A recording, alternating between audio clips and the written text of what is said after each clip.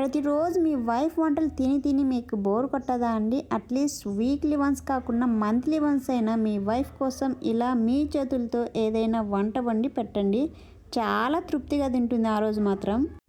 మా ఆయన అయితే ఈరోజు చికెన్ చేశారు. అసలు ఎంత టేస్ట్ ఉందంటే పీసులే పోతున్నాయి లోపలికి. అన్నంతో కాకుండా ఇలా స్పైసీగా ఈవినింగ్ టైం ఇలా చేసుకుని తింటే ఎంత బాగుంటుందో. మా ఆయన మాత్రం చికెన్ సూపర్గా చేస్తారు. ఆ రోజు మాత్రం అన్నం చపాతీలే కాకుండా ఓన్లీ పీసులే తినాలనిపిస్తుంది, అంత బాగుంటుంది. ఈరోజు మా చోటు లేపేశాడు అనమాట. అంత చికెన్ అంత బాగుందంట. చూడండి, నేను బాగా చేస్తానా నాన్న బాగా చేస్తారంటే ఏమన్నాడు ఇక్కడ చోటు. నాన్న చేసే చికెన్ బాగుందా, నేను చేసే చికెన్ బాగుందా? నాన్నదే బాగుంది. నేను చపాతీ రైస్ హాల్లో సెట్ చేసే లోపల చోటు ఇక్కడ కూర్చొని అన్నీ లేపేస్తున్నాడు అనమాట. మా ఇంట్లో అందరు నాన్ వెజ్ లవర్సే, సో నాన్ వెజ్ బాగా తినేస్తారు. ఇక్కడ నేను డిన్నర్ అయిన తర్వాత కిచెన్ రూమ్ అంతా క్లీన్ చేసుకొని హాట్ వాటర్ అయితే పెట్టేశాను. మా రియాన్స్ అయితే పడుకోరు, నేను పక్కన పడుకుంటేనే పడుకుంటుంది. ఇక్కడ మా ఆయన అయితే హాల్లో పడుకుంటారు, పిల్లలు డిస్టర్బ్ చేస్తూ ఉంటారని చెప్పి.